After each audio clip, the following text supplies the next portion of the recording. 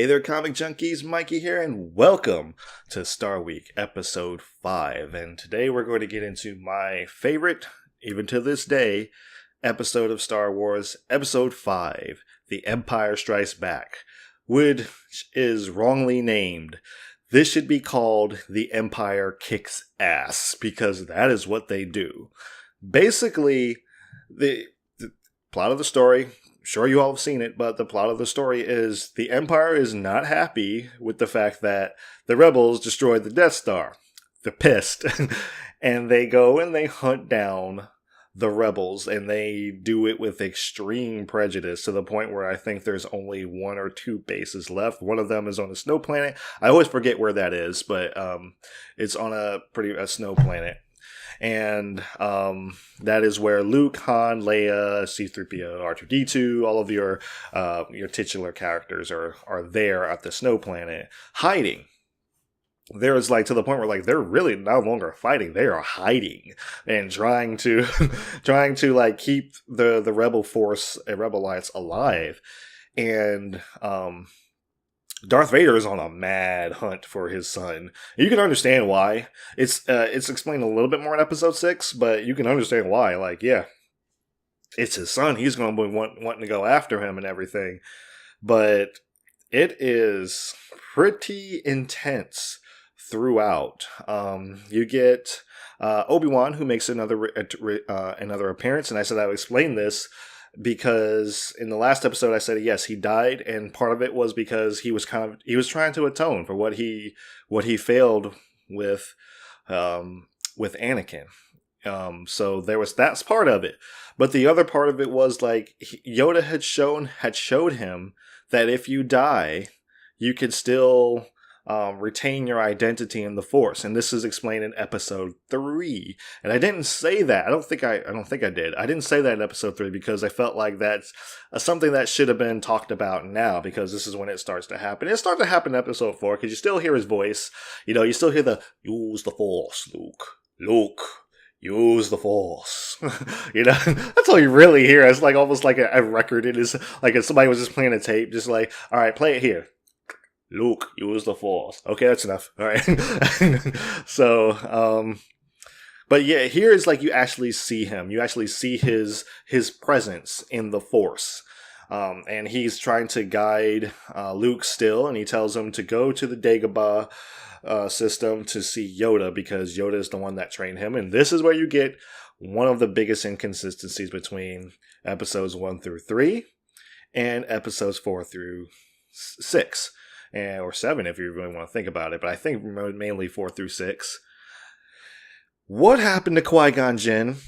I mean, really, what happened to Qui-Gon Jinn? Because they obviously, this is the original trilogy that came out, so you wouldn't really know without seeing the trilogy, the prequel trilogy. You wouldn't really know. But since Qui-Gon Jinn was a very main character in episode 1 and who was obviously training Obi-Wan Kenobi, there's no mention of him in this episode. So you figure with all the special edition updates that they've done, they could have done something like that. They could have just had a throwaway, not a throwaway line, but something added on just to say he trained the Jedi who trained me, basically. But they didn't do that. And it's kind of it kind of bugs me a little bit, because honestly, I really like Obi-Wan. I really like Qui-Gon Jinn. Next to Yoda, he's probably my favorite. I'm probably going to I might put him in the banner more versus Yoda, because right now I have Yoda. You guys see the little, not in this one, but in my other Comic Junkie videos, you see Yoda is because it consists of all my favorite characters, comic wise and nerd culture wise, and I really liked Qui-Gon, especially after watching it again. I really liked him, but it was just it probably bothered me a little more because I do really like Qui-Gon, but it just kind of was weird. I thought it was just why not have him? Why not do something to kind of cause? You don't have to say Qui-Gon Jinn, but just say hey, he trained the Jedi who trained me. As of all the updates they have done, they could have done that, and they didn't, and it kind of bothers me. I I might one day go and check out the commentary on that particular area and see what they were actually doing and what they were thinking about, and maybe they just forgot. It's a pretty big plot hole, but it is what it is. But here's where I like this. One of the reasons why I really like this. Just like episode 4, episode 5 is a pretty straightforward story. The rebels are pretty much on the run, and Luke is trying to figure out he needs to do something to help out, and he goes to the Dagobah system to find Yoda and everything. You have two different stories going on. You have the rebels running from the Empire, and you have Luke's story, who's training under Yoda and trying to become stronger so that he can help defeat, Darth Vader and Darth Sidious. And both of these stories are very interesting. And they don't linger. Nothing ever lingers. Like, you get just enough of both worlds, of both stories, that you're just like, yeah. And it's all meshing. It's all working towards something. I really like that. This movie's pretty fast-paced, if I'm being honest. It's pretty fast-paced. It always keeps you like, ooh, what's going to happen? What's going to happen? What's going to happen? It really does. You're not sure. Like, some people might not make it in this one. You don't know. This is where I make a reference to episode 2. Episode 2 tried this. And while Obi-Wan's mission was interesting, Anakin's wasn't. And it wasn't necessarily balanced. It was like, you had the love story with Anakin and Padme, and you had Obi-Wan's investigation. And it was more this love story than it was Obi-Wan. But Obi-Wan's was interesting, but you got more of this, so it drug the movie down. And you're just like, I don't really care. And they're both slow. And, I understand, like, an investigation is going to be slow, but something's got to be able to counteract. There was no balance there. This movie had the balance, and it kept you, like, for me, it kept me on the edge of my seat. Even, like, just watched it, and I'm still like, I'm there. I'm like, I'm interested. I'm into it and everything. So, yeah, you get this is another thing. You get the, relationship between Anakin and Luke a little bit more. You start to see these resemblances. Obviously, and I'm referring to the fact that when he goes to train under Yoda and he finds out that his friends, are in serious trouble, they're going to die if he doesn't go help them. He chooses, like, he has a choice to continue his training and become stronger and be able to defeat the Empire that way, but lose the people he cares about, or go help them and potentially get hurt himself. And just like Anakin chose to save Padme, he chose to save his friends. He's just, you see that same parallel. You see that. And, like, you didn't need to really see that in the prequel. You don't need to see the prequel to understand, like, yeah, he cares more about his friends and others than he does himself. He's just like, I'll come back. I promise I will come back, but right now they need my help. And you see, but the parallel was nicely done, and I really appreciate that. Like, seeing, like, he cares about others. He cares about the people that he cares about. Like, they're important to him. He doesn't want them to get hurt. He doesn't want them to die. But unfortunately, he was not ready to come up against Vader, because Vader was on a whole different level. And remember how I said the fight scenes, the lightsaber fights, were not as good in the original trilogy as they are in the prequel trilogy? A lot of people really criticized the prequel trilogy for looking too choreographed and, too pretty and everything. And this is the way I see it. These are all products of their time. When the original trilogy came out, you didn't have all of this. I mean, look at movies like Enter the Dragon. These were these martial arts moves and stuff that they were done. Yeah, they were done really well, but you could see it was kind of basic. not saying like, I mean, Bruce Lee's still awesome. Don't get me wrong. I love Bruce Lee. I was wearing the Bruce Lee shirt the first 3 episodes, or first 3 episodes. So, I love Bruce Lee. And that's part of his thing. Like it's very simplistic and everything. But you see, like most of the even any martial arts film, it was always like block, punch. You could see everything. It was done very simple because that's the way choreography was back then. In the 2000s, when this came out, I mean, we had, right now we got Jet Li that's out there. We got Jackie Chan that's out there. We got all of this intricate choreography that's going on. This is just a product of that time. We already had the Matrix and everything. They're trying to keep up with this. They're trying to match this. And to me, yes, it is beautiful. Is it choreographed? Yes. But in the way I kind of looked at it, it was just like, these are two Jedi Masters fighting each other right now. It's this way it's going to look, So it's a product of its time. And that's the way I kind of look at this. For me, the intensity was still there. Even though the fight is not that great. But like I said, it's simplistic. But the intensity was still there. The emotion was still there. And it's funny how you can see that even though Darth Vader's wearing a mask, you still feel the emotion of the fight. So, a fight without substance is one thing. And I feel like every fight has kind of had substance so far. And you see, unlike the original trilogy, you see the progression. You see that Luke is losing this fight. So he's going to lose. It's like, oh man, Luke might die. You're not sure. Like, my first time seeing this, I'm like, Luke might die. He may not make this. And, like I said, he's losing. He eventually loses his limb. I don't know what it is about this series and cutting off hands and the amputees thing. I don't know what it is about that. But yeah, he loses his hand, and this is the scene where Vader reveals to him that he's Anakin Skywalker, his father. And this is probably the most darkest scene in the movie, because I don't know. Luke, upon hearing this, he's on a platform. He's way high up. He's on a platform. He jumps. And I'm like, rather than live with... Now, I don't know if he knew that the little vacuum system down below was exhaust or whatever was going to save him.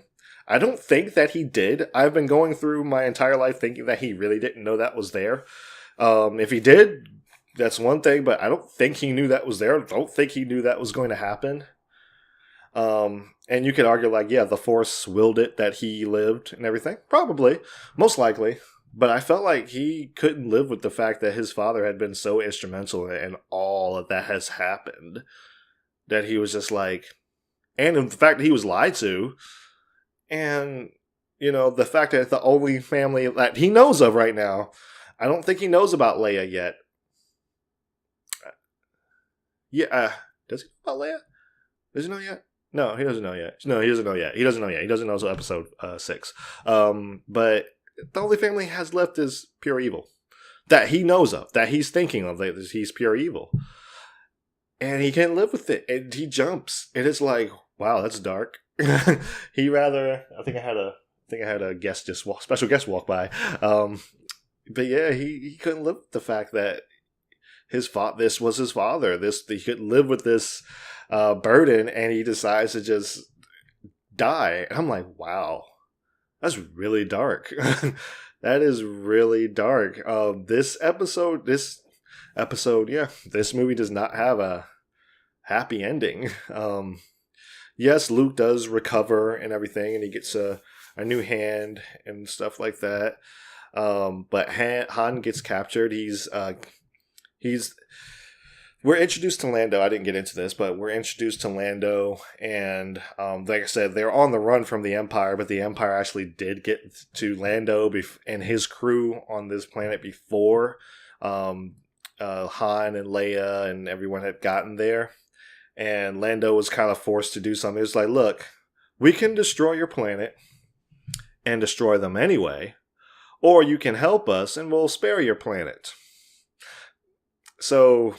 Lando decides to I'm gonna do this or whatever. He eventually turns around and tries to help them out and everything, but it's in this particular movie, it's too little too late because Han gets captured. He's put in kind of this stasis, and he's given to Boba Fett, and Boba Fett is the bounty hunter for Jabba the Hutt.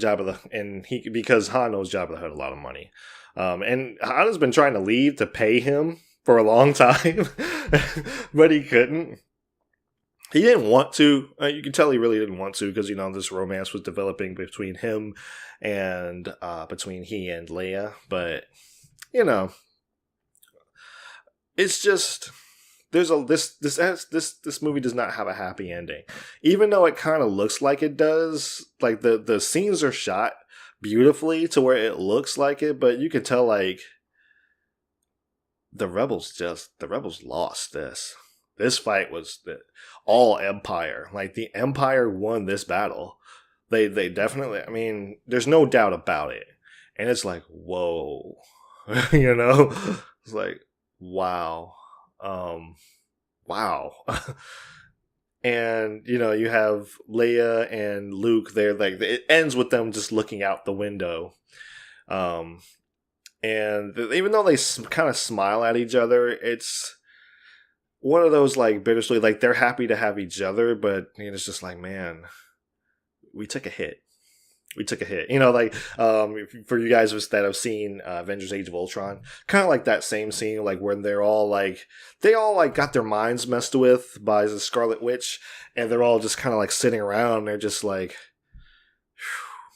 we took a hit, man. We took a hit. It really screwed with them, So that's this episode. It really screwed with them. It took a hit, and it was one of the first times. Like I said, I'm excluding Rogue One, but it felt like a war movie, and it felt like you never really felt like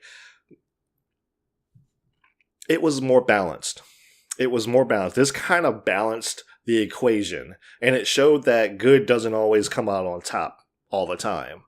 And that's why one of the reasons I really like this one. I know that's kind of dark, but it really does show like, hey, no matter, good can lose.